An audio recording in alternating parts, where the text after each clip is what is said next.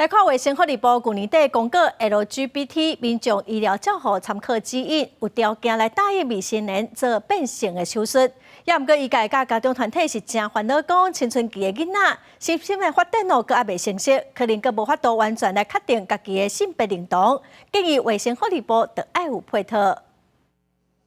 台湾是亚洲头一个同志婚姻合法化的国家，为了建立性别友善就医的环境，卫福部去年年底公告。LGBT 民众医疗照护参考指引，其中针对未成年12岁至18岁的儿童青少年，若有性别适应的困难，经过医疗团队评估了后，会当做变性的手术，引起医界甲家长团体忧虑。跨性别的手术的话，其实要评估它不止身体，还有心灵。确实，你使用年龄直接去区分，他可不可以做手术，是一个比较不合常理、不合逻辑。不只是身体的成熟度，还有他们的整个的身心灵的成熟度都还不足，以确认说，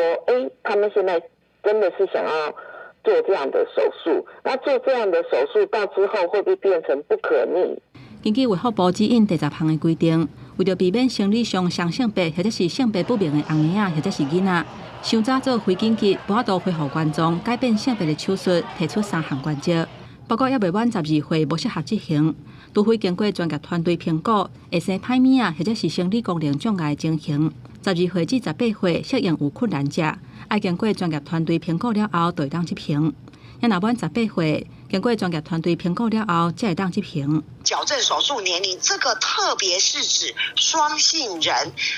也就是说，出生时生理性别可能有同时两种性器官的情形，